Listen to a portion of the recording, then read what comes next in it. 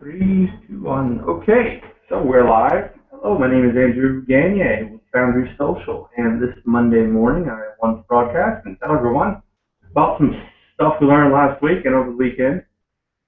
So, another one thing, and I'm sorry for having you to stare at my face all the time. I really wanted to show everyone my screen, but I'm having some trouble with my other recording equipment.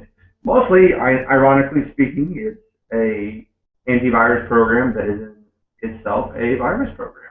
Isn't that fun? And it keeps deleting my video recording software. It's Trojan. So, anyway, the big news is that people are super excited about getting social, getting engaged with their audiences, using social media not like a burdensome have to because everyone else is, but because they really believe in the power of social engagement to enact change. And we saw that with the Biz Magazine Business Breakfast last Friday. We saw it over the weekend. Well, I did with several big names in social engagement. And Leadership Louisiana was here in Shreveport, my hometown, and I had a chance to sit in on a sneak in. I'm not a part of Leadership Louisiana, my father, and so I was able to sneak into a few of their meetings, and a lot of them were talking about engagement, social engagement, and how it affected their people, and how the difference between when they started doing their public work to the time that they ended their present day public work, the difference. And the big thing that everyone said is stop focusing on the group. Don't try to reach a million people. Don't try to reach 10 people. Reach one. Reach one person. Affect one person, and have the tools. Have the pathway for that one person to collect your message and share it with others. So stop worrying about reach. Stop worrying about the numbers of likes your Facebook page has. Numbers of likes, by the way, doesn't mean anything. Now, it's not necessarily true. The more likes you have, the more your content gets shown on other people's pages, which leads to growth in business. But regarding what you can do, that's on Facebook and their algorithms handle. What you can do is give people a way to use your messaging that they can go and grab it and bring it home and share it with their friends. And everyone said this. Affect just one person, and you can affect millions. You can enact change. You can lead a movement to really change something. And you'd be surprised how fast that following grows. That there are more people than you can imagine that are interested in doing exactly whatever it is you do. So it's out there. It's out there. And that's essentially what everyone said. Now here's another funny part. Louisiana, and North Louisiana in particular, you are technologically stunted. Okay, we just are slow on the pickup, and it's not necessarily a terrible thing because what we do works, and there's a lot of this benefit of being slow when adopting these technologies, in that you work out the bugs. Actually, a very good rule between techies that we don't share is you never buy the first generation. You don't buy the brand new car. You don't buy the first generation of technology, and you don't buy cheap toilet paper. Just I like doing things.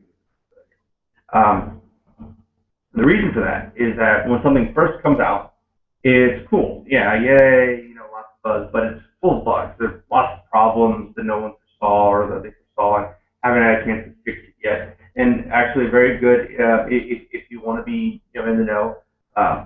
Bungie, a very popular video game creation company, recently came out with a game they call Destiny. And Destiny, I'm certain you've seen the commercials for it because it's an extremely high, very well funded video game. We're talking, the video game technically did poorly, but it still made $500 million over the course of its week life cycle so far. $500 million worldwide. Can you imagine launching a product at $500 million and it's not as successful as it could have been? That's crazy. But anyway, the problem with them, right, was that they tried to reach mass appeal, and the problem with their game is that it's for the masses. I mean, basic stuff that everyone looks at, that everyone has to do, is really well done. But when you get into the variety, when you start delving down into, okay, what are the parts, the missions, the game modes, whatever, that I as an individual like to play, there aren't any of that. They just don't even exist. The game is incomplete. It's not finished. I mean, as weird as that sounds, they've been in development for 5 years, but it's just not done. And I think a big reason they did that is because they don't know what to build. They don't spend a lot of time building something really well, only to have their audience say, "Oh, we don't want to play that." So what they do is on purpose.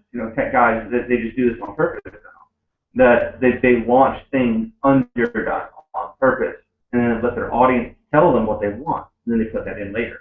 And so that's why you just don't bother buying first generation of most things, because it's always disappointing. It just always is a disappointment. Now there are some exceptions, of course, Apple being one of them, for being very, very good at doing a variety of things really well, including launching products that don't have products, but for a while.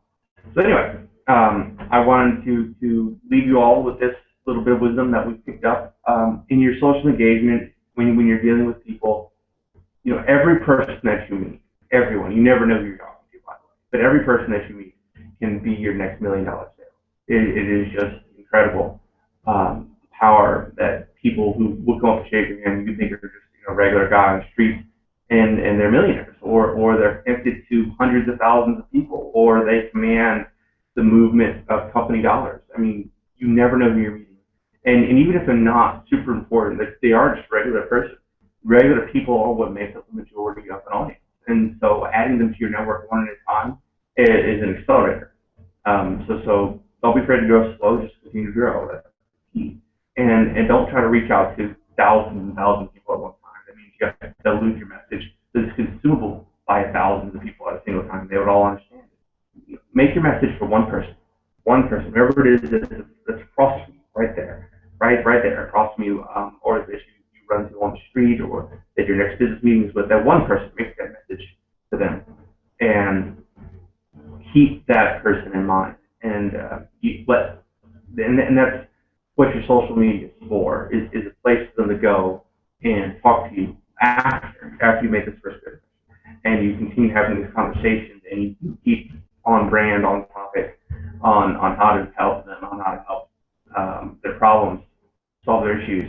And through that, you get really powerful sales networks that will help support your company's nonprofits.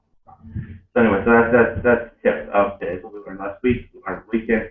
We're going to see what happens this week. It might be fun.